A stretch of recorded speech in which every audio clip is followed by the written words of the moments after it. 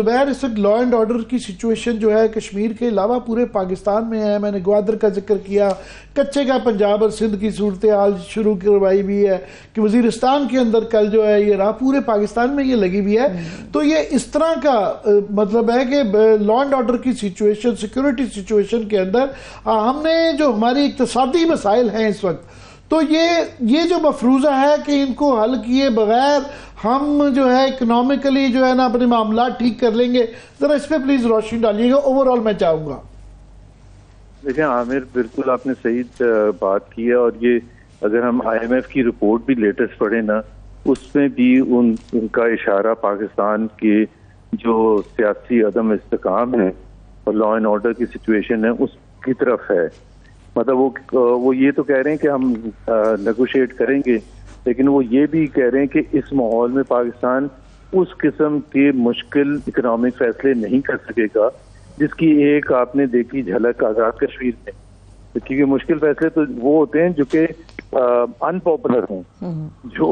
तो अब आपने थोड़े 4 दिन आज़ाद कश्मीर में अवाम निकले और आपने घुटने टेक दिए, तो वो IMF भी उस हिसाब से सही बात कर रहा था। दूसरी बात ये है कि हर जगह से अगर खबर आएगी, अगर KP से या ट्राइबल एरिया से खबर आएगी कि जी वो अवाम जो है वहाँ बड़े लॉ एंड ऑर्डर सिचुएशन है, जाहिर है हमारे अपने फौजी भाई शहीद हो रहे हैं, वहाँ targeted operation, intelligence based operation हो रहे हैं, तो फॉरेन इन्वेस्टर्स को तो इससे कोई ताल्लुक ही नहीं होता कि जी मसले का क्या वजह है। वो तो ये सुनते हैं हर 4 दिन के बाद कि जी दहशतगर्द इतने ये हो गए, कराची में जापानीज पर अटैक हुआ। तो ये सारी चीजें जो है ना मिल मिला के, ग्वादर से आपने बात की, फिर आपके गंदम का बहरान है जिसमें जाहिर सी बात है आपकी हुकूमतें इन्वॉल्व हैं, जिसमें केयर टेकर भी इन्वॉल्व है, उससे पहले की PDM की हुकूमत भी इन्वॉल्व है, उसके बाद की जो आज प्रेजेंट हुकूमत है वो भी इन्वॉल्व है। वो अभी रिजॉल्व नहीं हुआ। वो इतना billions, hundreds of billions of rupees का एक बड़ा झगड़ा है जिसको मतलब एक तरफ तो IMF कहते हैं कि आप छोटी छोटी सब्सिडी नहीं दे सकते, दूसरी तरफ आप इतने बड़े आप लॉसेस दे रहे हैं अपने गलत फैसलों की वजह से। तो पाकिस्तान जो मईशत के हवाले से चैलेंजेस हैं वो इस माहौल में तो मेरे नजर में, and I think most economist या फाइनेंस के लोग या इंटरनेशनल जो लैंडिंग एजेंसी वगैरह हैं, वर्ल्ड बैंक है, IMF वगैरह, वो तो इस वक्त बिल्कुल भी भरोसा नहीं करेंगे पाकिस्तान पर कोई पोजीशन लेने के हवाले से। सो आपकी मुश्किलात में इजाफा ही होगा।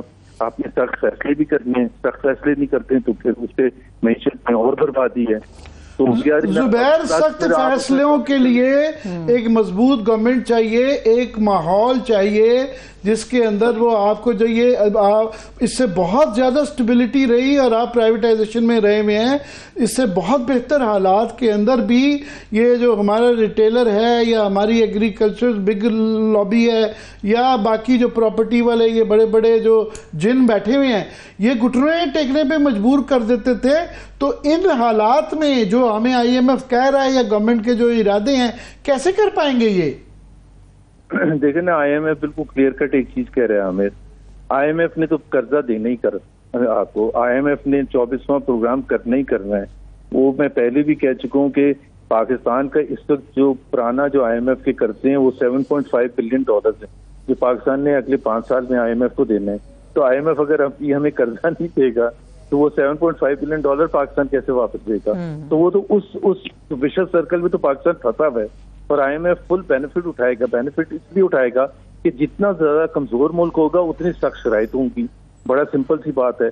और वही IMF अभी जो आपको ये जो अभी लास्ट उनका जो स्टेटमेंट आया है वो बड़ा सख्त स्टेटमेंट है, वो अदम इस्तेकाम की बात कर रहे हैं। फिर एक बात यह है कि सबको पता है कि आवाजें उठ रही हैं और बड़ी स्ट्रॉन्ग आवाजें उठी हैं February 8 इलेक्शन के हवाले से कि जी हुकूमत के पास मैंडेट भी है मुश्किल फैसले करने का। और वो हम सबको पता है, आमिर आपको भी पता है कि वो जब तक हुकूमत उस पर संजीदगी से गौर नहीं करेगी कि कैसे जो उस वक्त जो अभी ऑपोजिशन पार्टी है PTI, उसका जो मैंडेट है उसको सेटिस्फाई करें, किस तरह से उसका हल होगा। अब एक तरफ तो वो कहते हैं कि जी आप उनसे क्यों बात करना चाहते हैं मिलिट्री के साथ, आप सियासी जमात हैं, सियासी सियासतदानों से करें। तो सबसे पहले तो प्राइम मिनिस्टर को करनी चाहिए। लेकिन मैं और आप भी एग्री करेंगे इस बात से कि PMLN का क्या इंटरेस्ट है PTI के साथ बात करने का। उनका वो अगर बात करेंगे और इस नुक्ते पर करेंगे कि ठीक है जी आपका जो मैंडेट है हम उसको वापस देने के लिए तैयार हैं या उसकी इन्वेस्टिगेशन करने के लिए तैयार हैं। अभी 3 महीने हो गए, अभी तक ट्राइब्यूनल्स ने काम नहीं करना शुरू किया। 6 महीने में आपको सारे फैसले करने होते हैं। अब आप खुद सोचें कि कितनी ज्यादा ट्राइब्यूनल में 8 फरवरी के हवाले से वो शिकायत हैं और अभी तक तो वो काम ही नहीं करना शुरू किया। फिर वो जजेस की अपॉइंटमेंट जिस तरह से हो रही है उन ट्राइब्यूनल्स को हेड करने के लिए, तो ये तो सारा देखे ना, जब तक ये इसको इतनी मुश्किल पोजीशन में हुकूमत रहेगी तो सिर्फ झंडे वाली गाड़ी में बैठ के और लोगों उनका सेल्फ इंटरेस्ट ही नहीं बनता, कोई सियासी मंतक नहीं बनती कि वो ये जो PTI वाले मांग रहे हैं या मुल्क के हालात का तकाजा है स्टेबिलिटी के लिए कि वो उसको कर सकें। वो तो बिल्कुल अपने पांव पे कुल्हाड़ी मारने वाली बात होगी।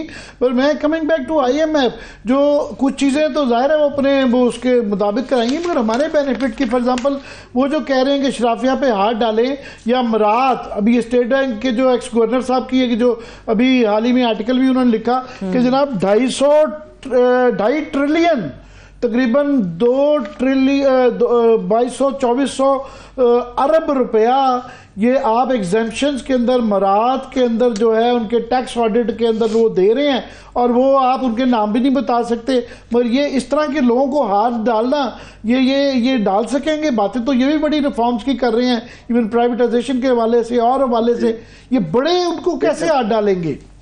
हाथ वो डाल सकते हैं जो पॉपुलर मैंडेट लेके आए और वो उसको भी और इनको भी एहसास है कि मईशत बहुत खराब है और आपको अपना ब्रॉडन करना है टैक्स बेस, उसमें चाहे वो रियल एस्टेट है, चाहे वो एग्रीकल्चर सेक्टर है या ट्रेडर्स हैं, लेकिन वो हाथ डालने के लिए आपके पास पीछे मैंडेट होना चाहिए ना। एक तो आपके पास मैंडेट नहीं है, ऊपर से वो स्ट्रॉन्ग लॉबीज जो हैं उनके खिलाफ अगर आप कुछ करेंगे तो आप तो और पूरे फंस जाएंगे। तो यही तो सबसे बड़ा, मैं तो जड़ सारे फसाद की कहता हूँ फरवरी 8 का इलेक्शन।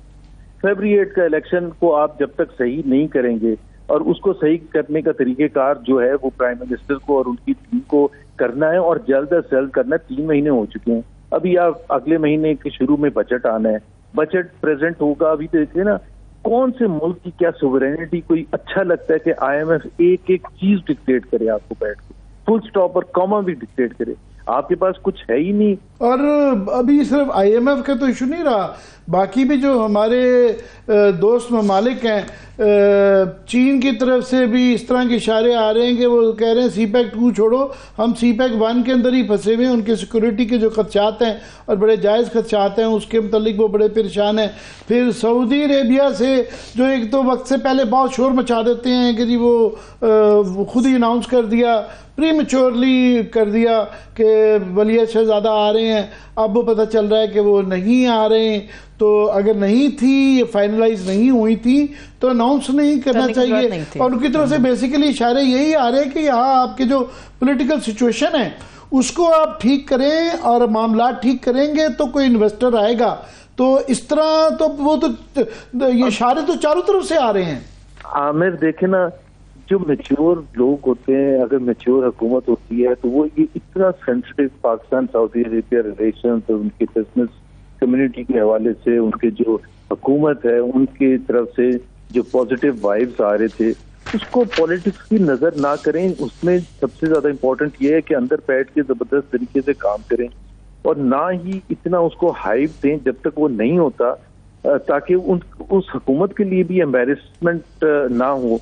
तो आपको चुप करके काम करना था। आप हर चीज में पॉलिटिक्स लेके आ जाते हैं, काम होने से पहले शोर मचाना शुरू कर देते हैं कि एक्चुअली वो इमरान खान के जमाने में तो ये नहीं हुआ था, हम ये करने जा रहे। भाई जब होगा तो आप जरूर उसको कैपिटलाइज करना भी चाहिए कैपिटलाइज। लेकिन अब एक तो मैं पहले ये भी बता दूं कि ये जो है ना कि पाकिस्तान की मईशत उससे जुड़ी हुई है कि बाहर से कितना आके पैसा लग जाएगा। अगर इससे जुड़ी हो तो पाकिस्तान के सारे मसाइल हल होने शुरू हो जाए।